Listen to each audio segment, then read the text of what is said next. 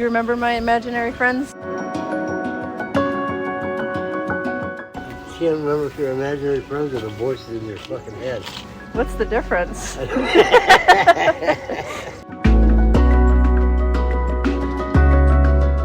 Do you remember what you would yell to me when I was off in my own world? Earth to Gert.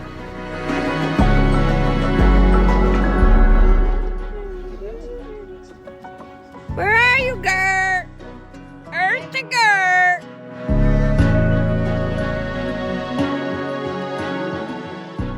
Gert. Earth to Gert.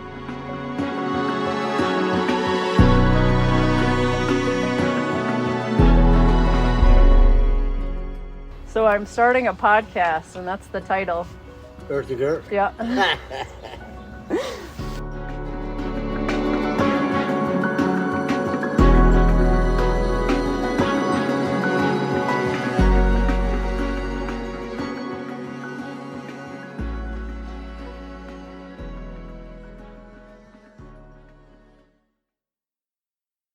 Hello, and welcome to another episode of Earth to Gert.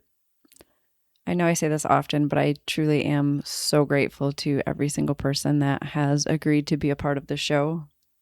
First and foremost, for getting over the fear and discomfort of listening to your own voice.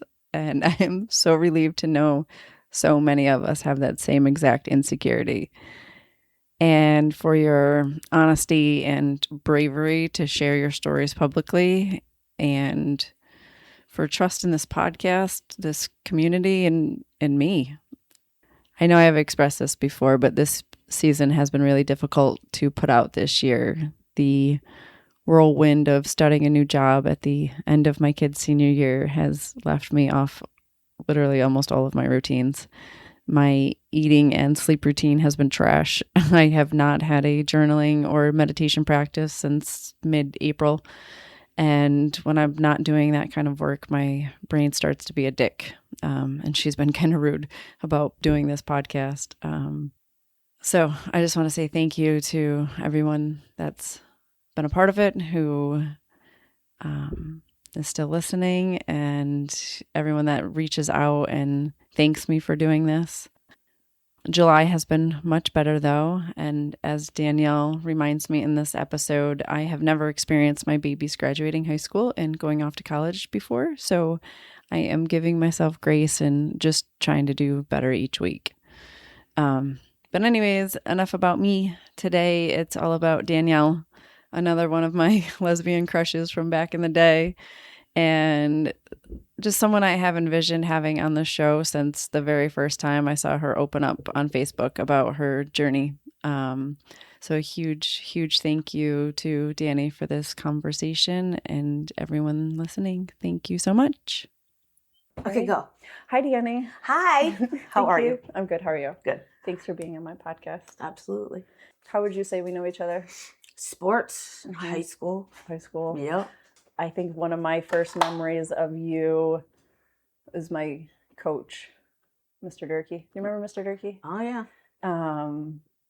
Telling us in the locker room, D Reynolds and S Reynolds, and like that's how. That's only I knew you as D Reynolds, and you kicked my ass pretty good. I think in all sports we played against each other. Well, not just you, your team. Well, I mean, right. We didn't play against each other in individual sports, but so I remember watching the Adirondack League Championship softball. Okay. I think it was your senior year against Lake George, and I think you hit a home run to win the game. Is that correct? I honestly can't remember that. You don't remember that? Mm-hmm. I'm pretty sure that's a memory I have of you. I mean, maybe I did. Do you have any memories of me from those days? I don't have a lot of memories from school. You don't remember? Mm-mm. Do you have any memories of me post high school in our early lesbian days? Oh, hell yeah. I do remember those. What do you remember from those days? Look at little Gert. Oh my God. I always knew it. Do you remember rejecting me? No. Oh. I'm sorry. You're the only girl that I reached out to in one of my drunken nights, and you flat out rejected me. I did? Mm-hmm. That wasn't very nice. No, it wasn't. I was an asshole. Well, it's fine because I could have been nice about it. I wasn't even nice about it. I think you were nice about it. Oh, I think you just said no. How old were we? I had already had children, so we were older. So I'm 47 now. 30. How old are you? It was probably early 30s, very early 30s. I was on. Yeah. I was. Wait, what did you just say? You're 37 now? 47. Oh, yeah. I was going to say you're not. I'm 46, so we're only a year apart. A year apart, yeah. Oh. Anyways, so yeah, you rejected me. I'm sorry. It's fine. I got over it. All right, thank God. Although the way you just brought it up, I'm not sure that you did. I've been holding on to that for this intro. Perfect. Since we met in Is that why you were February. nervous? No, not at all. Okay, good. Because so I am not responsible for how I was then. Since you rejected me, how has life been?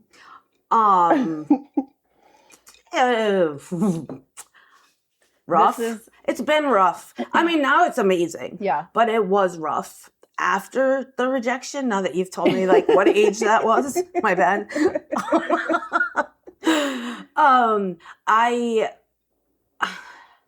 At the time, actually at that time, it wasn't horrible, right? Yeah. I was actively using drugs and alcohol at that time. Let's give our listeners just a tidbit of what we're about to get into. Okay. Most episodes, I have no idea what the title is going to be. Okay. Until I'm like literally about to put it out on the air. All right. After talking to you, I had the title in my head since our first conversation, From Hartford to Harlem. Okay. Do you remember that? Yep.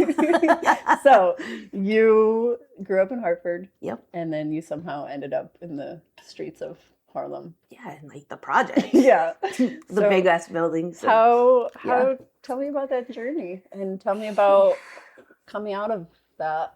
Well, what am I, 47 now? So 4 years ago. 42, 43. So I'd say about whenever COVID hit. COVID hit in 2020, right?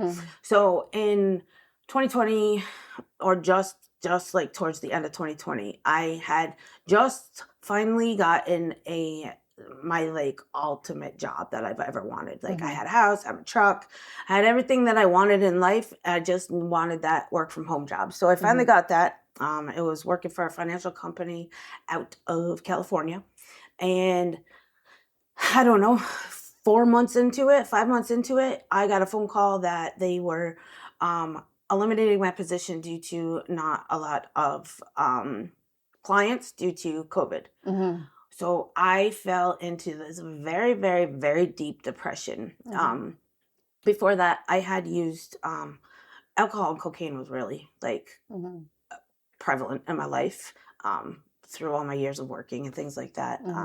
But when I fell into that deep depression, someone came along and introduced me to smoking crack and injecting cocaine intravenously. And life as I knew it completely disappeared.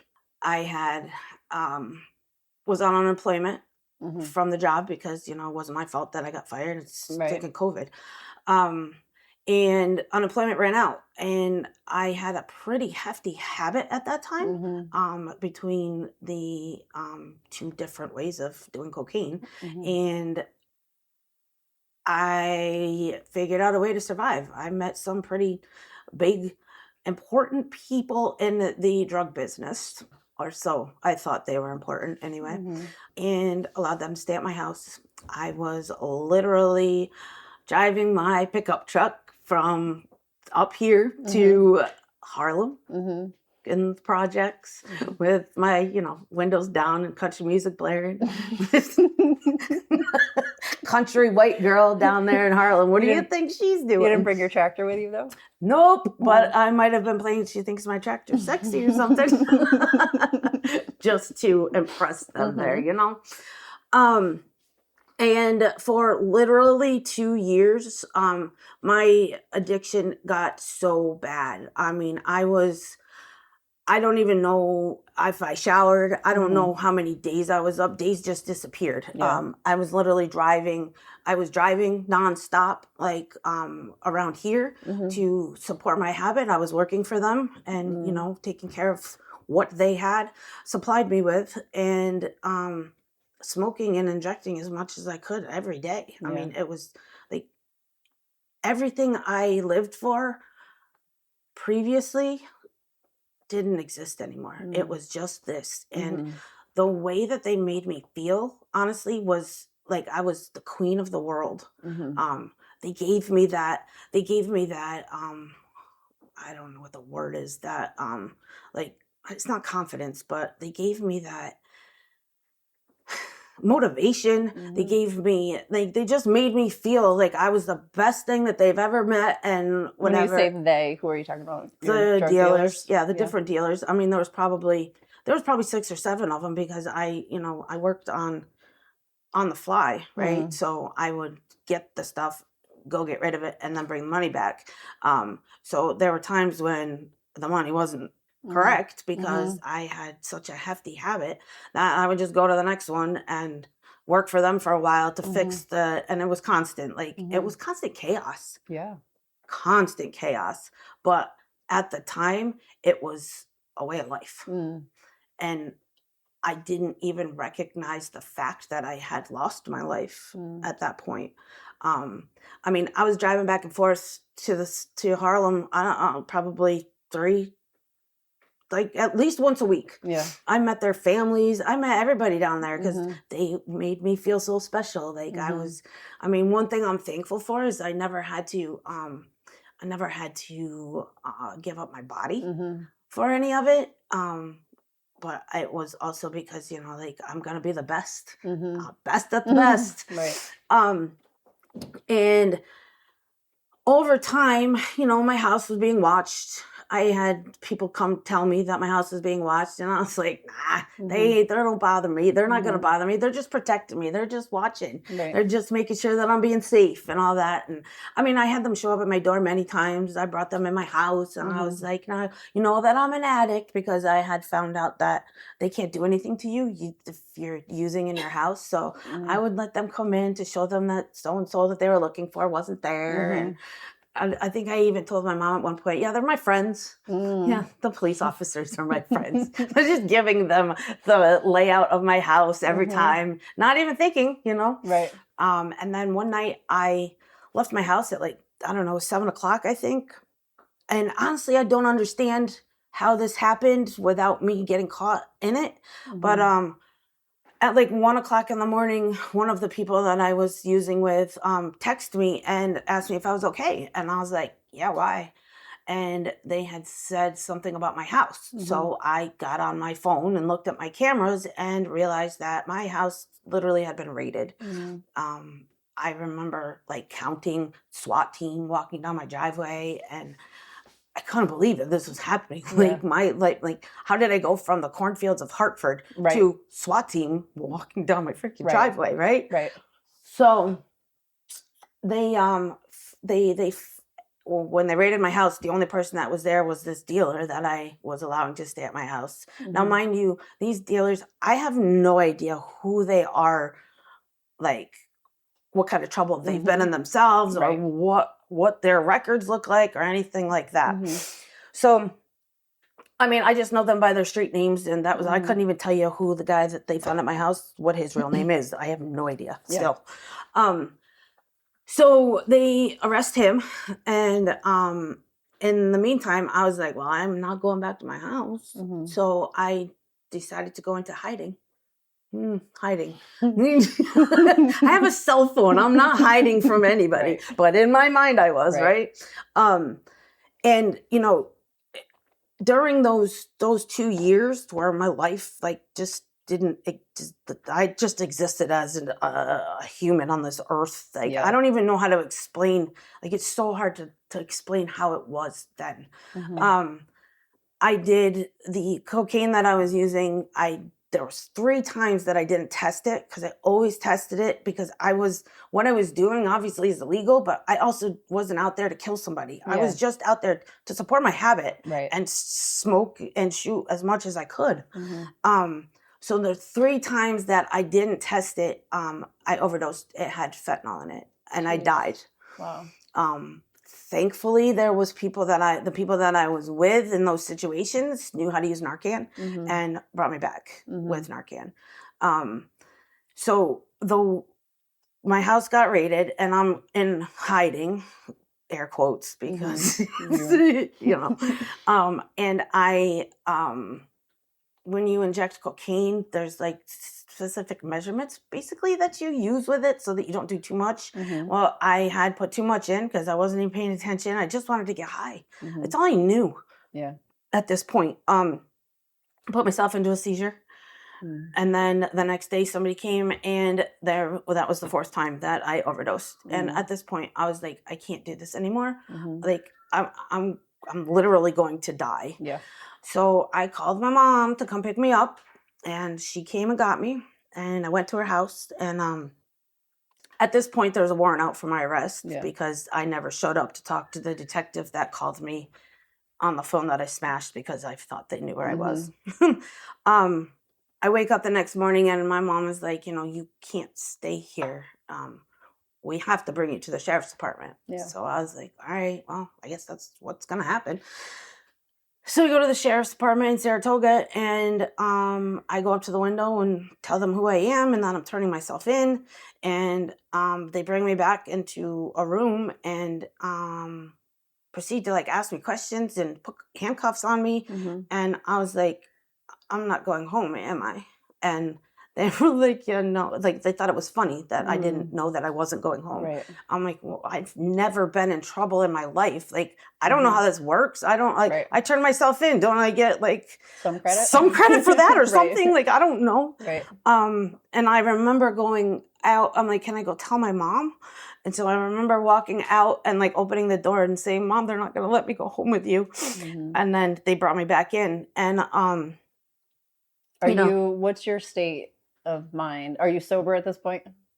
Well, a day. I haven't used in a day. I was 105 pounds. Oh, wow. I've never been 105 pounds in my life. Right. I think the 2 years before I fell into this horrible addiction, that was probably 140. So I went from 140 to 105 in 2 years. Wow. So I know they were asking me questions. I have no idea. What was said. Even when they took my mugshot, in the picture, you could see that I'm not there. I'm just scared. So then then I had to, they give you, they make you change your clothes. You literally have to get naked and get checked and squat and cough and all that. It was humiliating. It was not.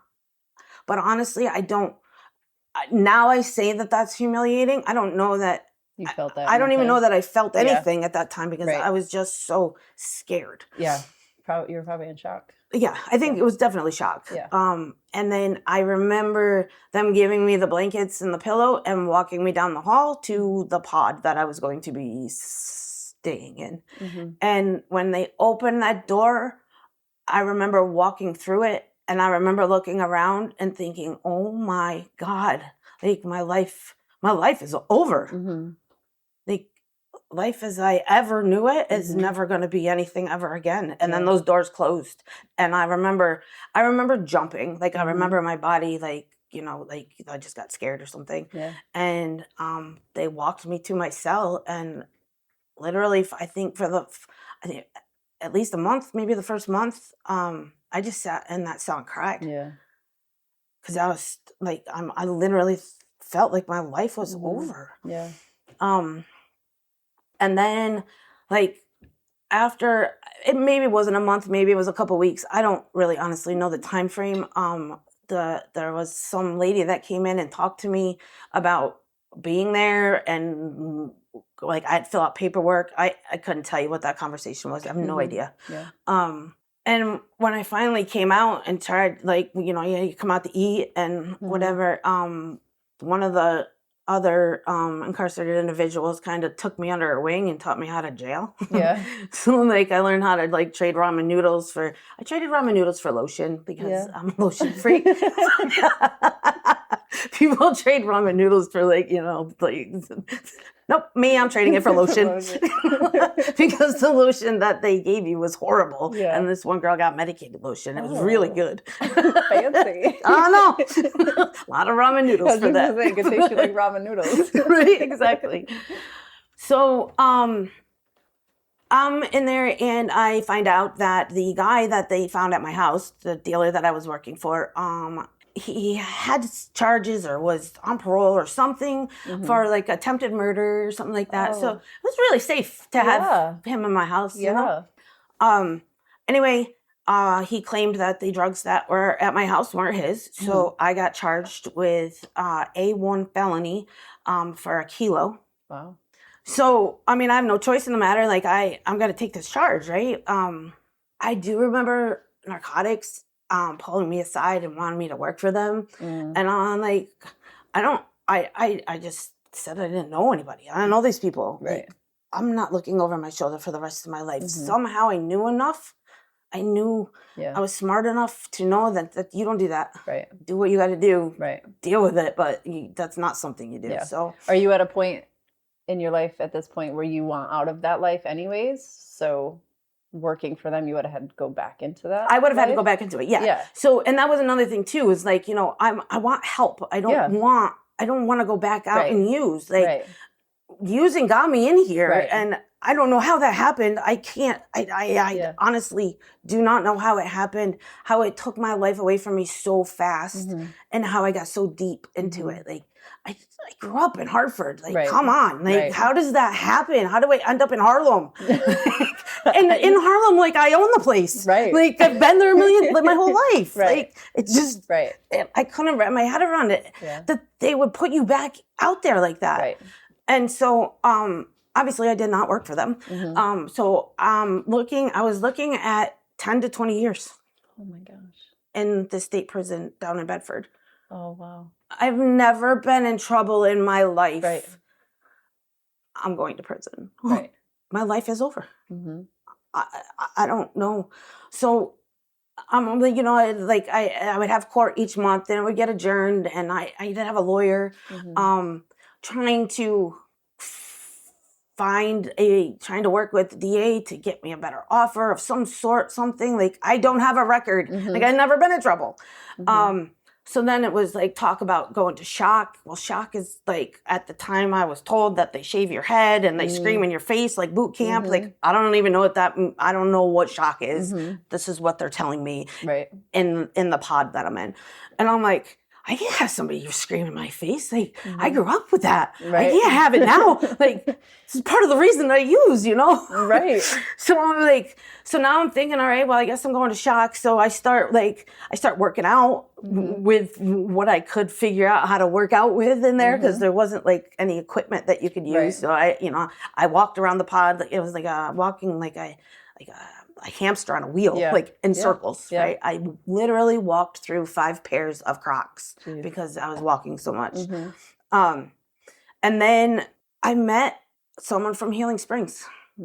Healing Springs Recovery Center in Saratoga has a peer. A peer advocate is someone who is a person in recovery themselves who has lived the life of addiction and found a life outside of it. And this person worked with my lawyer to find a way to get me help instead of throwing the hammer on me and sending me away.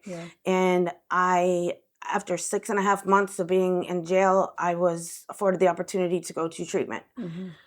And at this time, this would have been my second time going to treatment. The first time I went to treatment, I went for like 2 weeks and was like, I got this, I'm good. When was that in your life? So in the 2 years where my addiction was really, where my life didn't exist, in the middle of that, I had, my family convinced me that I needed to go. Mm-hmm. So I went for them, Yeah. you know, to try to make them happy, because that's... Did they stage an intervention? No, they came to my house. They told me that, you know, get help, or, you know, I can't be involved in your life, right? Can I ask who were the family members that came? My sister and my mother. Okay. My sister, they had actually gone to Healing Springs themselves and gotten help because there's family support there. So they went there and just to get information, to talk about what it is that they could do to try to help me. Which they had done that while you were while I was in active addiction. Yeah. Active addiction. Yep. This was before I got in trouble. And they showed up with like a Narcan kit with test strips and things like that, because I was like, I'm not going. But in the end, I ended up going again, though. I went for them. So after 2 weeks, I hadn't bought crepes. I hadn't had 2 weeks clean in 2 years. Right. So you felt great. I was good, right? On my way home from there, though, I was planning on going to outpatient treatment, and I was going to stay on track. And I got a text message from another family member basically telling me how much of a piece of shit I was. And that was the end of it for me. I was right back in it. So now we're back in jail. And I am afforded the opportunity to go to treatment again. Actually, the same place that I went the first time. At first, I was a little hesitant because I was kind of embarrassed that I had left that place. And obviously, it didn't turn out well for me. Right. But I also was like, you know what? I need help, and I need to go. I need to get this, like, I need to figure something out. So I go to treatment, and this time it was the most wonderful experience I have. I don't know. I can't even explain how beautiful and spiritual and just eye-opening that whole 30 days was at this place. Yeah. I learned that recovery was possible, and that life was possible if you do this really extremely hard work that I honestly hadn't even realized what that work looked like. It was just basically giving you the outline of what can work. You got to figure it out yourself. So I get home from treatment, and I'm sentenced. I ended up having to take a felony charge anyway, but it was the lowest felony, and it was an E felony. And I still at that point was like, how am I ever going to work again? Like, I'm a felon? Are you kidding me right now? Like, how do I go from growing up in cornfields to a felon, right? So I did ask the judge to offer a certificate of relief of civil disabilities, which would afford me the opportunity to still be able to work in accounting, IT, and human resources and things like that. Because I just assumed I assume that's what I'm going to go back doing, right? Because that's what I was doing forever. Right. So the judge does give me that certificate, and also sentences me a year conditional release, meaning that as long as I continue treatment and continue doing well, that that's it. Like, everything will be closed. So I get home, and I had just spent 2 years of my life in constant chaos. Now I'm home at my mother's house, and it's quiet. There's my mom around, but there's not all those people. There's not my phone ringing 24/7. Honestly, I didn't even have a phone at that point. I didn't know what to do with myself. I remember pacing in the kitchen, and all my mom knew was Healing Springs. So she dropped me off literally at 9:00 in the morning at this recovery center in Saratoga. And I went in there, I was scared because I had been in there previously, but I was so high at that time that Right. it really did nothing for me. I was just like, I don't need to be here. I'm fine. So I went there, and I hung out in the library. And they have a library in there. And I remember I just read books. So they say that my mom dropped me off at daycare because she dropped me off at 9 a.m., picked me up at 4, right? Yeah. But after like a few days, people started, like, people that worked there and just people in general that go to the center for meetings or whatever started to come in and say hi to me and things like that. And I started to get a little comfortable.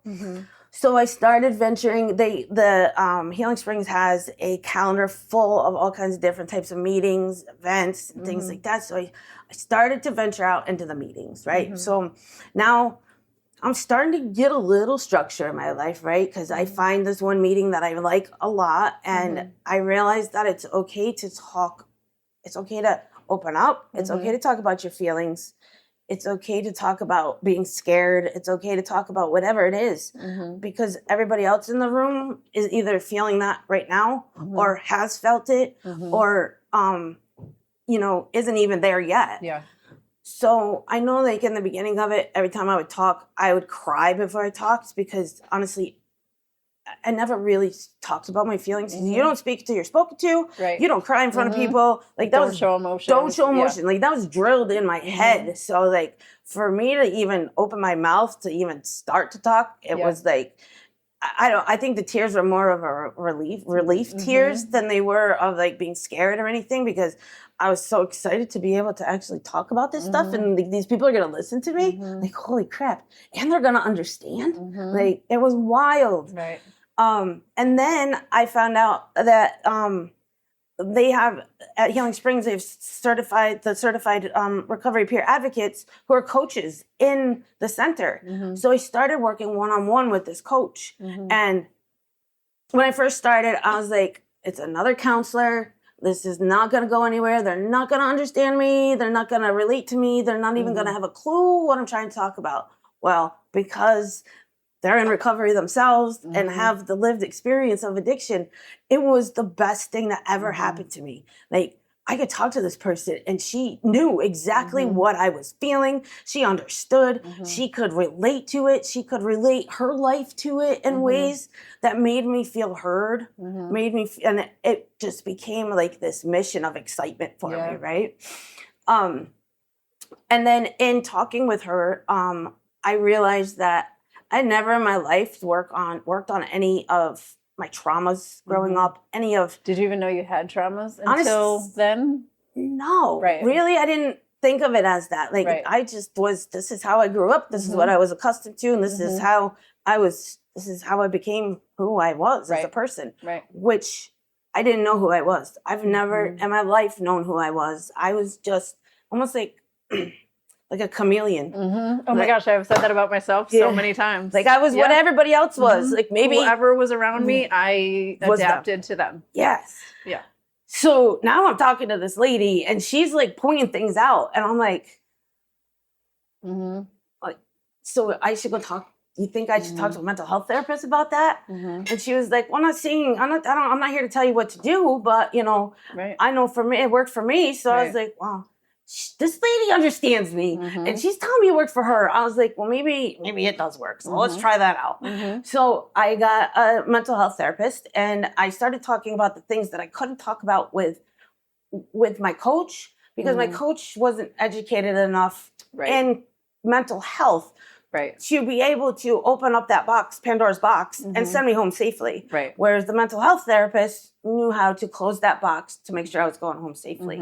So working hand in hand with both of them, really, it was amazing, right? A lot of things that I didn't even realize that I was carrying, I was able to release. It was like a brick house had been lifted off of me. And I slowly started to see me. I started to see myself, and I was able to start looking at myself in the mirror and actually liking what I saw looking back at me, and actually seeing what I saw looking back at me, right? Like, I mean, I forever walk by a mirror and it's a reflection, but I don't know who that is. Right. And then I started going to all the different meetings there, started going to like the events and things that they held. And I was like, honestly, volunteer here, because I still wasn't working, because the work that I was doing was so demanding on my mind that I was exhausted. After a day of either coaching or therapy or whatever, a meeting or just talking about feelings that I didn't even know existed. It's exhausting. Yeah. like, and learning what they all mean and how to cope with them and deal with them, because, you know, I started at such a young age using some kind of substance that it was like a volcano erupting of all of these things. Like, what the hell is this shit? So I started volunteering, and then like I was like 6 months into recovery, and I was like, I realized that I enjoyed answering the phones at Healing Springs and talking with people that came in the door and just like interacting with people that were exactly like me. Honestly, like real people, like, you know, that wanted the best for each other and themselves and their families and everything. And I was like, I want to become one of those. I want to become a coach. Yeah.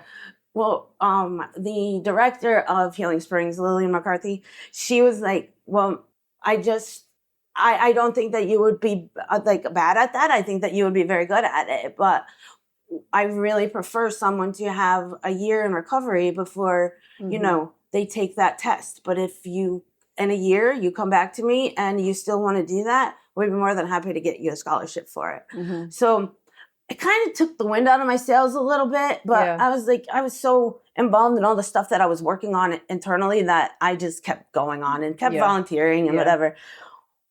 Well, after the year had passed, I still wanted to be up here. Like, I literally felt like the universe kept me alive for a reason. I didn't die during those 2 years of horrible addiction for a reason, that I was meant to be here to help people. So I went back to the director and I said, listen, I just want to say that I'm thankful and grateful that you asked me to wait another 6 months, because the difference in me in that second 6 months was tremendous. It was huge. Like, I knew myself then. Like, I didn't quite have all the confidence in myself yet, but I knew who I was and what I wanted. Like, and what I wanted to do. You had a purpose. I had a purpose. Finally, for the first time in my, I was 40, what am I, 47, so 3 years. 44 years old, and I finally have a purpose in life, right? So I take the class and just kind of, I'm not working there or anything yet, and shadowing people, learning how to, you know, just how it all operates, how it works. I mean, I kind of knew because I worked with a coach myself on my own stuff, and then they hired me. That's awesome. Yeah. So now I've been there over 2 years. I literally have never been happier in my entire life. Like, I can't even imagine, like, having something that alters my mind. Like, it's not even a thing, because I enjoy life now. Like, the reasons that I would use before to be confident, that's why I used a lot, right? Now I'm like, I'm just my goofy self and I'm okay with it. Like, and even if people don't laugh, I still laugh. Like, I think it's awesome. In this last year, I got asked to work in the treatment courts. Now, the treatment courts put me in a position where I would be working in the court with the judge that sentenced me originally. The judge that said to me, I don't ever want to see your face in my courtroom again. So I was kind of shitting my pants a little bit. Like, I'm sure he was happy to see you in the courtom on the other side of things. Well, at the time, I would just, you know, I still didn't have that confidence yet, right? So my first day in the courtroom, I like look at the judge and I'm like, I wanted to crawl under a chair, actually. Like, I was sweating. I'm sure like your body was remembering the last time you were there too. 100%. Yes. Going through all of those same emotions. Yep. It was surreal. Like, I couldn't believe that. Like, I'm not the one sitting there in the shackles and cuffs. I'm sitting in the jury box with like the ADA, and like it was almost like imposter syndrome, you know. But then I started to learn how to navigate being up here in the court system for the treatment court. So the participants, I work closely with one-on-one and advocate for them if they need me to. I support them in any way that they need, connect them to resources, whatever it may be, right? And the team themselves started to kind of, I guess, I don't know the word, accept me into the team more and more and more. Like, I started to feel more and more valued by them, which helped boost the confidence even more, right? I had pretty much, like, was comfortable in the role at this point. And then they invited me to join in on their staffing meeting. So this is a meeting that they have before court and talk about the participants and, you know, if somebody's in trouble, that we're going to do this to them, do that to them. So now I'm able to sit in on these meetings, like with the judge. And advocate for the participants. So the judge, the ADA, the public defender, the probation, captain of the sheriff's department, and they're valuing my thoughts on things, right? So the impact that I made there, the judge at the time that was presiding over it stepped down, and the new judge, we have a new judge now. Well, the judge that stepped down was a judge of the family treatment court. And at the graduation of the treatment court, she came up to me and personally asked me to be her peer on her family treatment court. So that was like, cool. I was so excited. When, you know, like. And this is the judge that had said, I don't want, or was it a different judge? No, it was a different judge, yeah. So having a judge come up to me, grab my hand, and hug me, I was like, this is like, this is unreal. So, now that I've been doing that for a little over a year now, and it's amazing. It's like joking with the team, they bust my chops, just like I'm every other person in the room, right? Like my felony, my addiction, the trouble that I got in, all of that, my life never ended. My life just started, right? At the time, when I got in trouble, obviously that was like... Couldn't see it that way. I couldn't see it that way. But today, I'm forever grateful that I got in trouble because I probably wouldn't be alive today to have this conversation with you. And just recently, like a few weeks ago, one of the participants got sent back to jail, and I wanted to go talk to this person because that's what I do. I support them, right? No matter what happens, no matter what their lives look like how can I support you and help you through this? So I filled out an application for permission to go into the jail, and I got permission. So now I can go into the jail and actually help people.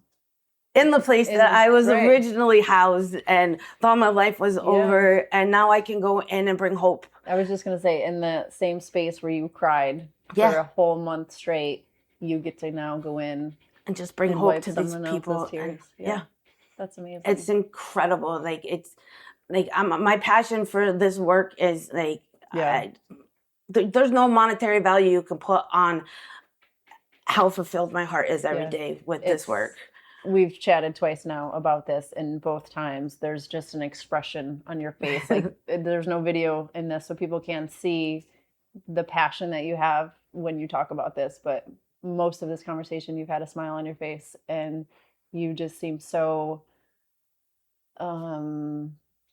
grateful, I feel like is the word that I feel from you. It is grateful, you know. And the work is continuous. I still go to therapy. I was just going to say, tell me about when you were going through it, you learned that you had work to do and that the work is hard. So tell me about that work. So that work, it opened my eyes to the fact that I was carrying so much that I didn't realize I was carrying. That wasn't mine to carry, that I didn't deserve to carry, that it wasn't my fault. It wasn't like I didn't deserve any of that stuff. And I did a lot of EMDR. I mean, I don't know what that stands for. You probably do. What does it stand for? Eye movement desensitization and reprocessing. Something like that. This is like rapid eye movement stuff. Anyway, where you like literally process the traumas growing up, and I like they would play like a video in my head, and it was so crazy. And honestly, a lot of stuff that came up in those sessions were things that I didn't honestly, like when you were asking me about, you know, softball and stuff like that, like I don't remember I don't remember the good stuff. I don't remember. That's such a common thing from people that have experienced complex PTSD. I didn't realize that was like, I mean, I have other friends that I like graduated with that will bring up things that we did as kids, and I'm like, I have no clue what they're talking about. And they look at me like, how do you not remember that? Because you were in survival mode then. Constant survival mode. So, you know, I did the EMDR for a few of the traumas that were pretty much like the main reason for the identity that I like grew into, which was non-existent identity, like the chameleon. And was able to learn that I don't want that for other people. I don't want that. I don't want that for me ever again. I want to have a voice. I want to continue to have a voice. My voice matters. Your voice matters, right? It's, and no matter what it is, it's important. Whether you believe it's important or not, it's important. And, you know, I recognize, you know, I don't do EMDR therapy anymore, but, every now and again, I'll recognize something new that I don't know how to cope with, or I don't understand this feeling because I never felt it before, or I felt this feeling before, but it was in a different situation. I thought I already dealt with that. So now I need help processing this. So, you know, right now, like now I got into hypnotherapy to learn more about loving my inner self, and that child that didn't get that love that was so needed. I'm giving it to her now, and I like it's beautiful. And I like, you know, when I'm doing kid-like things at 47 years old, I'm honoring her, and I smile and I laugh and I like tell her, and like, this is for you. You know what I mean? So yeah. So people might think that's crazy, and I don't really care because it works for me. And the episode that I put out today, the guest and I talked about inner child work. I do that work myself. It's some of the work that I've been doing, but I only hear about it in this other realm. Like I don't really talk to anybody in everyday life that is doing this sort of work. So I totally get it. And the title of that episode was Cannonballs and Community, because he works at the sauna that I go to, and sauna's on Saratoga Lake. So since, I don't know, April, May, I've been doing cannonballs into Saratoga Lake, and I've been having so much fun doing that. And him and I went hiking up the bear slides in Luzerne, and I went sliding down the bear slides. Like, I'm doing those things that I normally would have been like, no, I don't do that. No, it's fine. I'll just sit here. But now I'm like, I don't care if these people think I'm silly for doing cannonballs. Right, exactly. This little skipping down the sidewalk. I don't even. I try it, but I'm still not good at it. But it's it's funny trying, you know? My favorite thing to do is go play disc golf. Like, it's so fun to throw a Frisbee in the woods and then run after it. There's one that has this hill that I throw the Frisbee and I just run down like I'm a 5-year-old again. That's awesome. And I do it barefoot. Like it's so much fun. And I'm doing that for little me, and it's not that I didn't do that stuff when I was little, but like there was some point where insecurities took over and I shrank and I stopped living like that. So I'm definitely in this era of life where it's awesome. It feels free, right? It does feel I mean, free. life's shit happens, things come up, we got to deal with them, whatever. But for the most part, like, I'm happy. Like, being happy, it's so much fun. Like, I can't help it sometimes. Like, sometimes people are like, it's a little much, but I'm like, I just have so much energy that I'm so excited all the time about things. And it's, And why did we spend so many years like suppressing that and trying to hide that? And it's so beautiful. Yeah. But I didn't even know it existed. No. We don't know it existed. No. How did we know that? I didn't even know that I was like that I had traumas until I started working with a coach on addiction. Right. You know, and that addiction like was pretty much almost like a guarantee in my life at a young age. You know? I think almost all of us struggle with addiction to some level.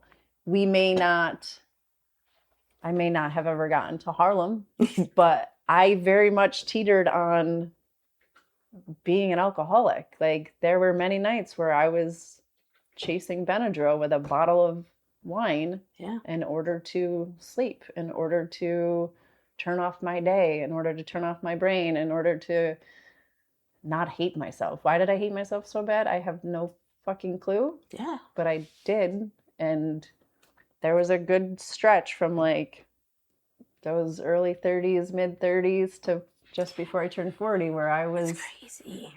it can happen to anyone, Yeah. right? Yeah. It doesn't matter what kind of where your life Right. is, who you are, what stature you are, like rich, poor, I don't care. And we all, like I said, I think especially in today's day and age with these fucking cell phones. Oh God, yeah.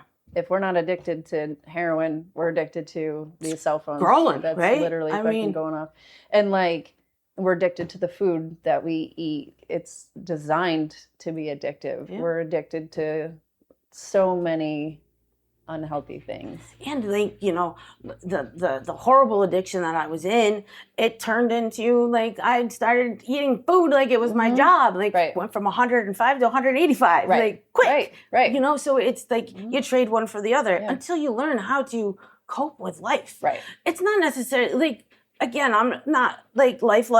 There are times when I'm down and I'm low and I'm crying and, you know, I have my moments, but it is nothing like it used to be, right? It's like, life is not all that bad. It's not, if you can see the beauty in it, right? Right. Because you got to be able to see the beauty you got to be able to see because this world that we're living in right now, there's so much negative shit out there. So many of us, so many people hate themselves and just like beat themselves up. I see it every day, and that's another thing that fuels my fire is seeing somebody come in and they're so down on themselves and they leave my office and they're smiling and laughing. Like you can't.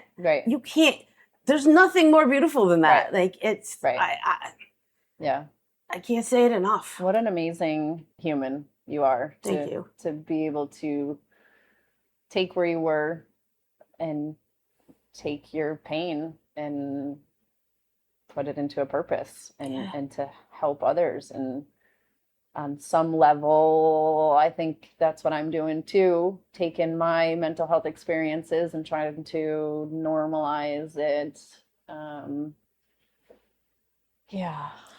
that's like, when I first started hearing about you doing these podcasts and when you were talking about your own mental health, I was like very, very, it's admirable because people don't talk about it. And it is so common. Yeah. It is so, every single person, I don't care. Every single person struggles with something when it comes to either or, and mental health and addiction go hand in hand too. You know what I mean? Truthfully.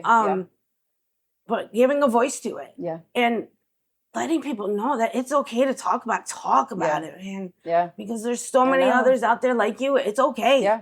And there's so many similarities and common things that, like you said, lives. We all are going to go through some sort of suffering at some point. And I feel like with the invention of social media, we lost that ability to communicate with one another about life, about what our insecurities are and whatever. And I don't know, I feel like social media, I know that social media had such a negative impact on my life and my mental health, and that comparison, no matter how hard you try not to do it, you're always going to compare yourself to someone on Facebook or Instagram. 100%. And that person's only showing you 5% of their life. Yeah. Right? Yeah. Like, I'm comparing my life to the best parts of someone else's life. And how many edits did they do for that video, right? Like it's crazy. Well, it is crazy, but we do it, right? We do. And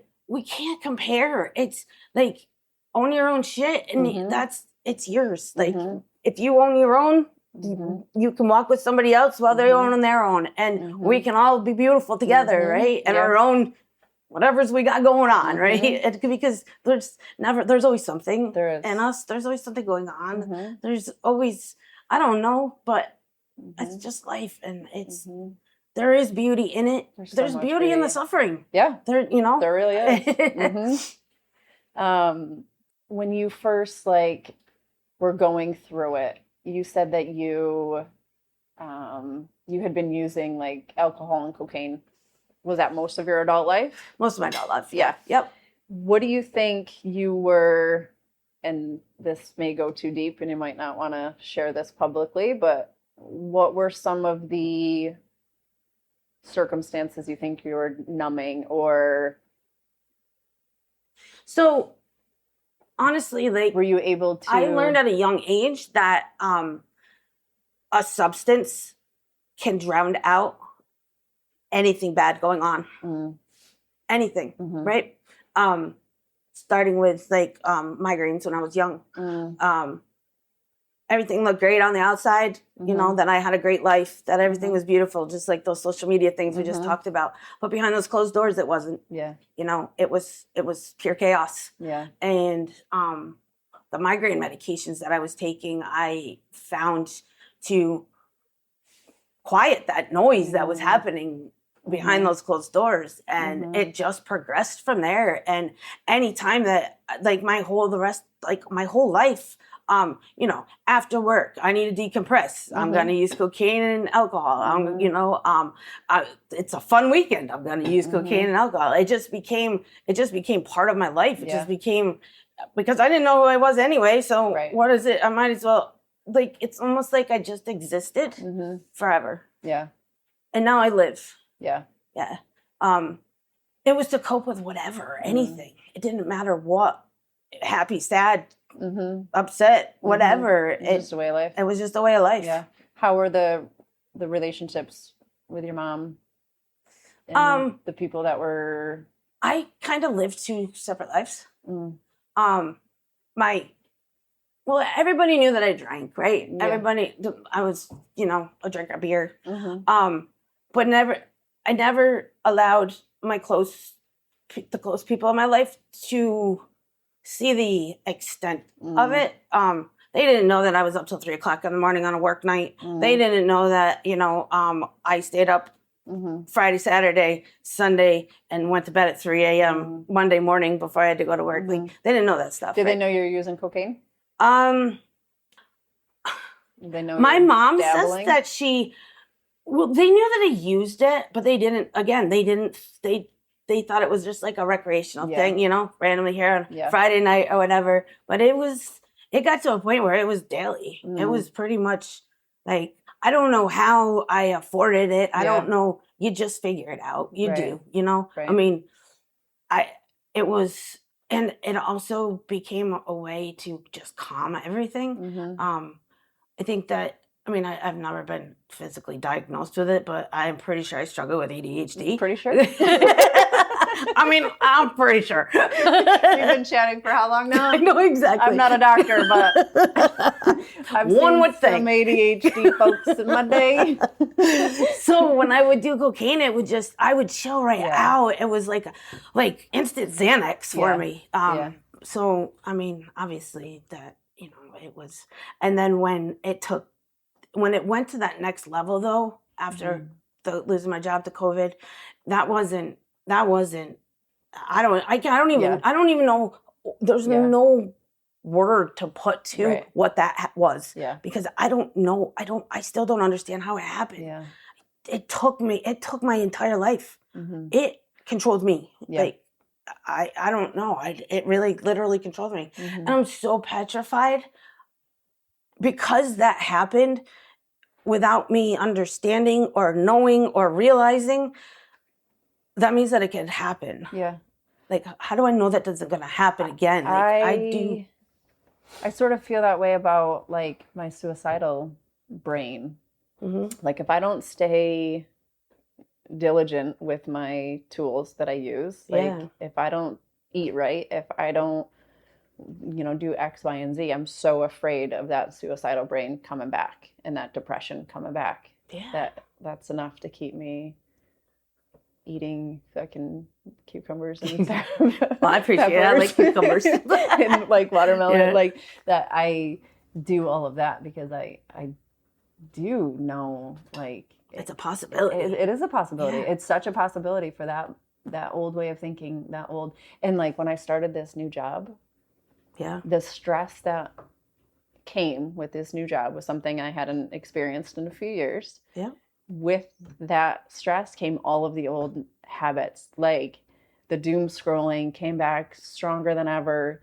The urge to have a fucking soda, like, talk about an addiction. Like, how many people are addicted to soda and they have no fucking clue that they are. That they're addicted to it and what havoc it's wreaking on their body. Yeah. Like, it's not cocaine or smoking crack, but it's gonna affect you when you're 70 years old the same, you know, 100%. just as fucking bad. But yeah, once the stress increased, the urge to have a soda, and I'm still like giving in to the fucking Snickers and the Twix. Come on, they're good. It's so little, but that will snowball for me You to the will. point where a soda and a Snickers is all that I'm having to eat all day. But you know, and that is amazing though. That's Yeah. the self-awareness Yes. that you gain with the work that you've Yes. done on yourself, and Right. that's awesome. Right. You know, Right. You know that about Yeah. you. Like, Yeah. so, all right, well, Same thing with you. Yeah, And like- yeah. and like you also you see it at work every day. I see it at work every day. I'm reminded what it can be like. Mm-hmm. But even that reminder, sometimes I still get that thought in my head that that can still Yeah. happen to me. Mhm. That can still be me. Yeah, I think all the time. I'm just one major life event away Yeah. from being on the other side of the glass. Yep. Like, It's crazy. it's crazy. It's real, and It is real. It's Yeah. so true. And people out there that don't talk about this, like we're talking about it and whatever, they I don't know, they live in a cloud Yeah. because Yeah. and they're probably struggling with one over the other that we're talking about right now, you know, or both. Yeah. And they just are too afraid to admit it. And people talk about it. It's okay, man. know. Please talk about I it. know. Yeah. There, since I've started this job, there have been, it's died down a little bit, but when I first started, for the first, I'd say 6 weeks, 8 weeks, maybe skip a week here and there, I knew somebody directly from some walk of life. My childhood, work, you know, at this job in my 20s, you know, this job when, you know, like I have known someone every week that is, you know, inpatient psych. Like this is serious mental health stuff. And almost all of them, some of them didn't recognize me and didn't know that I knew them or whatever, but other people have, and they're so embarrassed. Yeah. And they're like, one person was like, I don't want to be here because there's a community member here and I don't want them to know or whatever. And like, but if we just talked about it, If we just like, came together. everybody, you know what I mean? There's no shame in it. There's no shame in your brain telling you that you should die. Or there's even no shame in your brain thinking, you know, you're half alien. Right, it's true. If that's what your brain is doing, like you can get help if you need to. And then there's just so much stigma out there Around all of it. And when I saw, and I'm an empath, and we you and I have we don't really know each other outside of just acquaintances. 100%. We've known of each other since we were probably 15. I don't even know, sophomores in high school. Yeah, whatever. When I saw your mugshot, holy fuck, that like wrecked me. Like that could be me. Yeah. That could have been me. Like I was so close to. If you had said yes to my advances, right? It could have been. You could have been you. Could have been right there. We could have been driving to Harlem together. So funny. Would have been so bad. But anyway, it's true, right? Mm-hmm. And that picture, like I look at it every now and again because I just why wouldn't you? I remind myself, right? Yeah. And there was nothing, there was no life in my eyes whatsoever. You look sad. I remember it was feeling so much sadness out of you. And I think maybe I interjected this into what I thought you might be feeling, but I feel like I felt the embarrassment. Oh God, yeah. From that. I mean, you were Dee Reynolds. You were fucking right? basketball, softball star.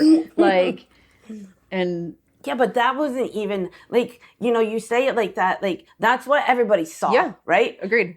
And that was like probably what I imagine you had to live That's up what I had to live up right. to. But outside of that, like that or inside, that's not what it was like. Like I was not good inside. Like I portrayed it, I showed it. That's like, I think that's why it made it so easy for the adult years to live those two separate lives, right? The one where I party like a freaking rock star, and the one where my family thinks that, you know, I drink a little bit and maybe dabble in cocaine here and there. Right. You know? Yeah. Because I lived it in my younger years. Like it's just a part of me. It's like how you did it. Right. I like this one person now. She's fun. Yeah. Because I point at myself. Yeah. It's got to be a lot easier to just be you versus being 2 or 3 different people. 100%. And, you know, like not caring, like I know somebody gives, like I recognize facial expressions. I recognize body movements. Like I know when somebody's not impressed or somebody's like, ugh, like, but I don't care. Yeah. Sorry, go on with your bad self. Like, so I think I'm still trying to get to that point where you're at. I think I'm still, and I think I go through waves of this too, where there are times when where I'm super confident and I don't give a fuck what anybody thinks of me. Yeah. Right now I'm sitting in a spot where that's not the case for me. And I'm very much like, I'm very much in a point of life right now in my mental health where whatever the shit is that I'm sitting in right now, where I am not. Where I see people or I perceive people to be making those judgments, and then I'm retreating back and shrinking again. I mean, like I journaled a lot. Yeah. That was like huge for me and helped me recognize what it was. That was, it's clearly something that stems from somewhere in your life that like, it was constant affirmations and constant like putting like as far as even putting sticky notes on my freaking mirror when I couldn't even look up and say what they said. I would just like walk by it and be like, this is the dumbest freaking project somebody gave me. And then now it's like I don't even need it. I'm just like whatever. Like I mean, I just not like I go around like, yeah, I'm beautiful, I love myself. Hi. I don't you know, it still that makes me a little uncomfortable. Obviously you see me like crouching over here like I'm like never mind. But like what somebody else thinks of me and what people think of you or their perception or whatever, that's their shit. You know what I mean? It like literally is their shit. It's their from their life circumstances, from what people have told them. Yeah, I agree. I mean, I'm not saying that it's a tough spot to feel and be in, and I hope that you can figure out how to. I think right now, this chapter of life, I started the job at the end of March, early April. It was also one of the busiest times as a parent for me with spring sports. And my kids were graduating and going through that. Yep. So I am off all of my routines, all of the routines that have given me this success that I have felt the last few years. Yeah. Completely off all of them. For one, I'm working 3 days a week versus 5. I'm doing 12-hour shifts versus 4 or 5 that I was doing before. So like that's a huge adjustment in and of itself. Like, what the fuck do I do on my days off now? And I just survived 24 hours in the psych ward. Like all I can do is sleep. Like that's all I can do. So it's been such a huge adjustment to that, and then still having to be a parent and it's a lot. So I'm giving myself grace, and that's why I'm not as, I don't want to say I'm not as healthy mentally as I could be, but I think that's accurate. I'm not as healthy as I could be right now mentally, and it's just a matter of getting back on track for me. And it's okay though. I agree. I agree. It's lifing right now. 100%. Yes. A friend of mine worded this stage of life as bittersweet, and I could not agree with that more. It is so fucking bitter, but it is so fucking sweet. Yeah. It is so awesome to watch your children graduate and live their life and have fun. But also, like, I'm still sort of scared because I also know they're right at that cusp of life where it could take them to Harlem. 100%. Right? Well, I have business cards that I'll leave you, okay? Sorry. I have lectured my kids so much. My son is like, I'm not going to end up in a psych ward. It's like, but you never know. But you might. It's true, though. Anybody can. Anybody can. Literally anybody can. And it's, oh, Mom, that's cute. I'm sorry. Like, I want to give you a hug right now. It's tough. It's so tough. But it's also so sweet. It is bittersweet. And I feel like the graduation was a week ago. I spent 3 days in bed. I feel like I'm getting out of it. I mean, I had a guest coming over, so I finally cleaned my apartment like 4 hours ago. It was mayhem around here. I wouldn't have judged. But I know you wouldn't have. Not at all. But I also needed the motivation to clean, right. So I accepted that. But it felt so good. So I have a question. If I had said no, that I wasn't coming today, you wouldn't have cleaned? I wouldn't have cleaned, and I probably would have went to bed. Okay, good. I'm glad that I said yes then. Anyway, keep going. Sorry. It got me out of, I'm not saying it got me out of a funk, but it gave me something to do today. Motivation. Yeah. Gave me a little motivation. Gave me a little motivation. And I needed that because I had been sitting in my shit. And not that I'm not saying there's anything wrong with me sitting in my shit. Mm-hmm. I totally get that. But I have not been as good with my routines and my tools as I normally am. So I think that's part of why I'm sitting in my shit so much. Right. But you recognize it. I do. And you can change it, right? Yeah. I mean, there was a time in our life when we didn't recognize it and we couldn't change it. And I ended up in Harlem and you ended up in the psych. You know what I mean? So, right. Yeah. Yeah. Absolutely. Yeah. What else? I mean, I don't know. How do you stay out of jail? How do you stay out of... There's not I don't know. Everybody's one bad decision away from that. How do you stay sober? Constant. What are your tools that you use? I talk about everything. Mm-hmm. I talk. And if it's something that I'm not necessarily comfortable talking to a person about, I journal. Mm-hmm. And I journal and I journal. And at the end of my journal entries, I'm always laughing at myself because I've realized how stupid it is. You know what I mean? Sometimes it's just a few words, then I laugh. Sometimes it's 3 pages, and then I'm hysterically laughing. Yeah. I go fishing. I fish a lot. That after work, after talking with a lot of people all day long. Yeah. Sometimes I don't have the capacity for anything. I go sit by the water and just let it. It's almost like it washes away, and it takes the energy away that I have. I do go to hypnotherapy. You know, I'm not afraid to ask for help if I need it. It's okay to ask for help, and it doesn't. Everybody deserves it, and my shit, no matter how small I think it is, it's worth being heard and helped. So that's, I think, one of the things I'm sitting in is asking for help without feeling like a burden. And that's one of the things I worked on in my last round of EMDR. And that's why I hope my therapist isn't listening, even though we're not working together right now. Understood. Because I know that she'll be able to hear how much of the old stuff I'm still holding on to. Yeah. I could hear it in the episode I put out today. I can hear it in actually all of the episodes I put out this season so far. Is I'm struggling and feeling like a burden still. And so that asking for help piece, as soon as you said it, I sort of cringed a little bit inside because I don't know. You still don't. And then I struggle with comparative suffering.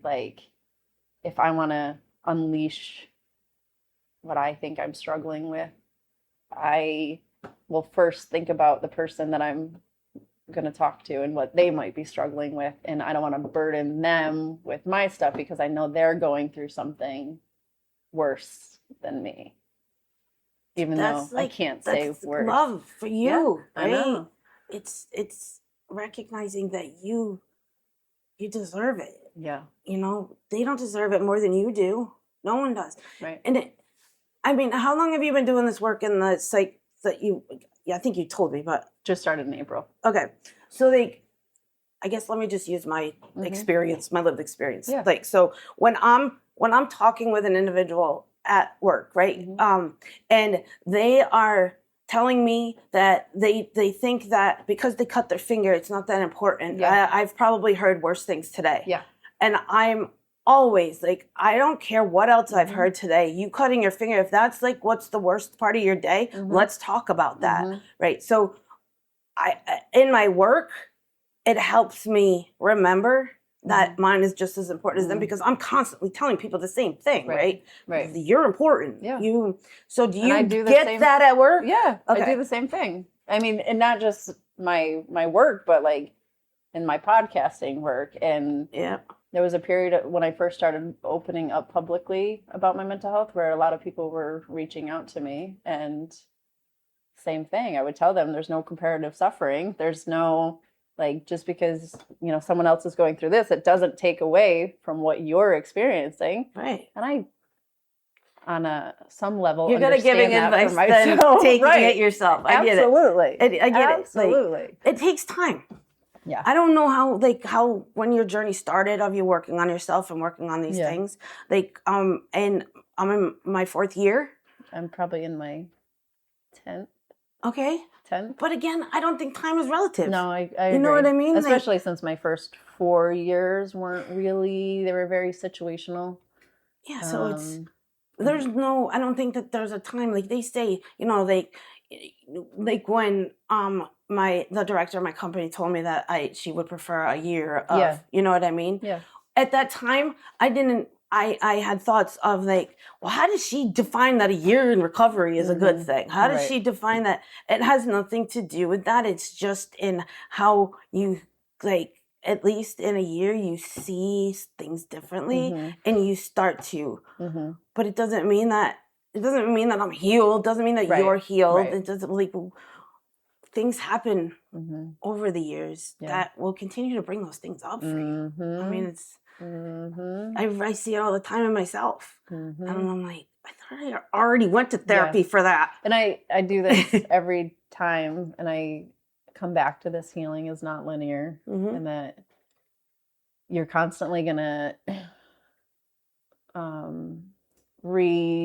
go through, like, whatever you got to go through with a different lens, different perspective, a different layer to the onion. And like, I get that. It's just sucks. Do we ever get to the center of this freaking onion? I'm wondering. I asked my counselor that like 2 years ago. Are we close to the, like, how many more rounds of EMDR do I have to go to get to the center of this fucking onion? But no, I think at the same time we keep creating new layers, so that I don't think there is a center. There isn't. And then I guess it just comes back to living in the suck and finding the beauty in the suck. Yeah. And it's hard. And not shaming. I'm actively stopping myself from shaming myself. Okay, good. That's I'm super, very aware that's amazing. of what my brain wants to do. And I guess I'm just putting into practice, you know, all the positive cognitions about myself I've learned over the last 2 or 3 and you talk about years. I do talk about it a lot. You talk about it, right? Like, that's huge. Yeah. Because when we hold that shit in, then the fucking layers build back up, right? So that's one good thing about it, is that you do talk about it, and you let people know that. And I don't know. For me, it inspired me when I heard you first talking about your mental health and your struggles with it. I'm like, that is beautiful. Like, she's amazing, freaking strong because of the stigma around. Same with addiction. Like, I scream my story from the rooftops. I will tell any question anybody has, I will share it, because if it inspires somebody, or if it helps somebody, or if somebody, they take something away, then that's great. Like, my past doesn't define me as a person. It doesn't, you know, so it's, keep talking, please. Yeah. No, I love it. I'm like, going to, even awesome. on the fucking weeks, years, months where it's super hard. Yeah. This season's been hard. I think there's a lot of imposter syndrome too. Feeling like, I hesitate to use this word, but like a failure. Like I did all this work and I felt so good last year. The happiest, most like thriving feeling that I've ever felt in my life. And to now not be in that place feels like failure, even though I know that it's not. You haven't felt your kids graduating, you know? Exactly. You haven't lived your kids graduating before. Right. So you know what I mean? But I hear what you're saying, Yeah. and I recognize that, yeah, it could feel like that. It does. Yeah. But repeating to yourself that, of course, well, last year my kids didn't graduate. I didn't have to feel that. Right. So how do I know? That is very, very true. And I am so fucking glad I had twins and I don't have to go through that again. You got it out because one.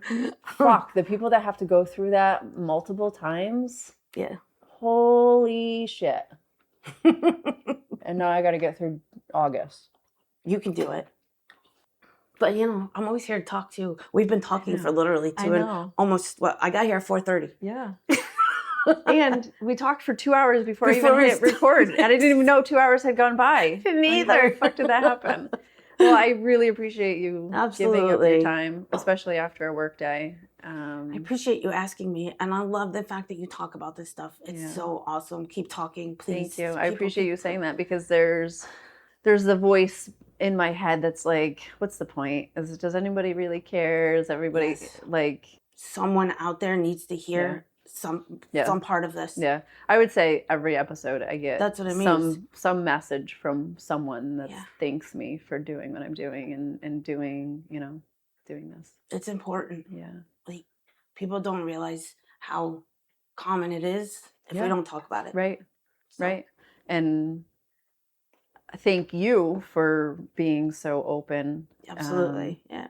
Even just like, because I wouldn't have reached out to you if you weren't so open, but because you post about it on Facebook and you share your stuff, that's why I reached out to you. You seemed like an open book. You seemed like someone that would be willing to talk about your Harlem days. Absolutely. I mean, if you had asked me 4 years ago, I'd probably be like, I don't want somebody to know that I'm a felon. Like, and now I'm like, that doesn't define me as a person, whatever. Right. Like, 4 more years, the clean slate, it'll all disappear anyway. Right. It is what it is. Like, it happened. I was sick. You know what I mean? That wasn't me. Right. I don't know who that was. Like, I keep, I repeated that how many times. Like, I don't know how it happened. I think that's a very important thing to highlight what you just said, is that you were sick. Yeah. You were sick. I was sick. Yeah. That's what I say about my brain when I was super depressed, or even when it's super anxious, that my brain's sick. That it's true. It is true. 100%. A lot of times it's inflammation on your brain, and that's why you're experiencing depression and anxiety symptoms. Yeah. So it very much is. You were sick. Yep. And that's all I knew. Yeah. I mean, it knew at that point though, those 2 years where it was awful. Like, I still struggle with how it happened. Yeah. I don't understand how it took my life away. I cannot wrap my head around it, because I was always in such, well, I guess I thought I was in control of, how I lived. Yeah. But there was no control at that point. Do you think it was trying that other method of smoking it? Oh God, yeah. It was 10 times stronger. And the injecting was 10 times stronger than that. And I'm not gonna lie, I loved it. Yeah. It took me away from I just disappeared. Like, it was amazing. Yeah. I felt nothing. But now I'd rather feel. I was just gonna say, I love to feel. Isn't it it's so cool? Interesting. It sucks we spent 20 years numbing our feelings. Yeah. And now I even said recently, last year when I was dating someone, and we weren't official, so we were both sort of like dating other people, and she had a date with someone else, and I got to experience jealousy. And I was like, I love this. I get to work on another emotion. I don't get to experience jealousy a whole lot. So this is fun. Let's explore why I'm feeling jealous and like, let's do the work. And I'm fucking journaling and talking to my therapist. And it was just an innocent date. Like she just went on a little date with somebody else. Yeah, but you get to learn. Like, I get to do work. I'd rather do the work than deal with that. Yeah. Oh my gosh. Yeah. No. Yeah. Yeah. Feelings. They suck sometimes too. They do. And then sometimes because I've learned how to feel my feelings, I avoid it because I know how exhausting it is. Like, especially like the last 3 months, I don't have time to feel anything. Like I just got to get through this. And I think that's why I slept for 3 days after my kids graduated. Like I cried a lot. It's not bad though. I know. It's not a bad thing. I know. It's good. It is. You got it out. Like you know, weeping whatever those feelings were. Like fucking mourning them, feeling them, feeling. I just keep saying it. Feeling that I just like shake my head like feeling. It's real. It is. And it's good. And that's what I like about it is life. Like it's real life. We're not existing anymore. We're living. Yeah. We're experiencing the good and the bad. And sounds like you are able to see so much good within the bad. Yeah. I practice it a lot. Like even when I'm feeling bad, I try to find some good or some beauty or something. That's why I say the gratitude journaling was one of the tools that flipped a switch in my brain. And just doing that for 30 days, writing 3 things I was grateful for every day. And then makes a difference. That became a practice that I use. And maybe that's part of the reason why I'm not feeling as great, because I sort of stopped doing that practice. You talked yourself right into the answer. I know. I sure I'm did. glad I stayed. Thanks, buddy. Yes. High five. That's why these become like therapy sessions. Like it's true, though. They really are. They truly are. Yeah. So I appreciate you. Thank you so much for doing this, for coming on here. I hope that's been recording the whole time. I mean, it's been moving. That's good. My ADD brain keeps catching it. Squirrels. That's why I put it over there so I can't see it, is because it drives me nuts. I think we're good. It recorded. Yeah. All right. Thank you so much. Thank you.